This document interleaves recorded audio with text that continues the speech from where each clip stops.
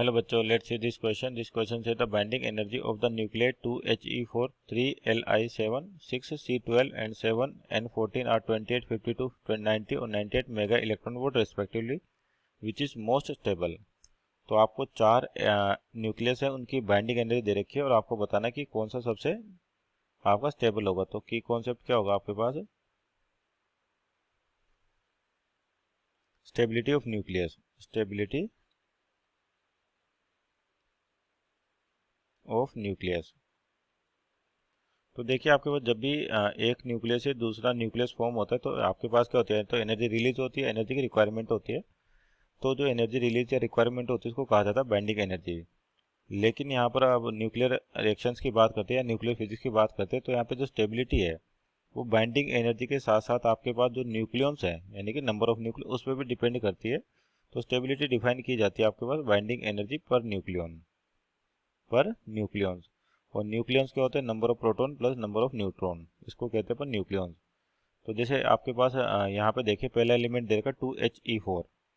तो यानी कि पहले एलिमेंट की बात करते हैं 2He4। तो न्यूक्लियंस क्या होते हैं? आपका number of proton plus number of neutron यानी कि जो एटॉमिक मास होता है उसके बराबर। तो इसके लिए निकालें अपने पास। तो बाइंडिंग एनर्जी इसकी दे रखी है अपने को 28 बाइंडिंग एनर्जी पर न्यूक्लियंस। न्यूक्लियन कितने इसमें?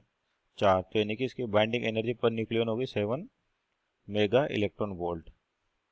उसी तरह से किसकी बात करें? 3Li7 की बात करें तो यहाँ पर न्यूक्लियस कितने? 7 है और एनर्जी कितनी? 52।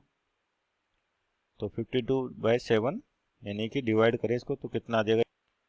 लगभग 7.42 मेगा इलेक्ट्रॉन वोल्ट। उसी तरह से दो न्यूक्लियस और दे रखे हैं, उनकी चेक करते हैं बाइंडिंग एनर्जी। तो तीसरा दे रखा आपको 6C12।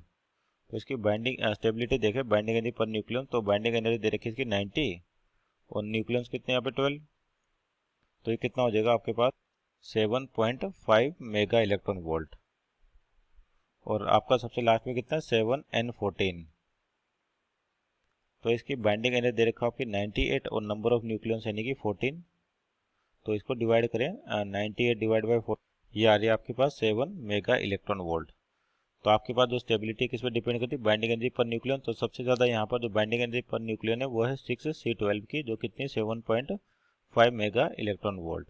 तो ऑप्शन चेक करते हैं। Option number C is our right answer. Hope you understood well. Best of luck.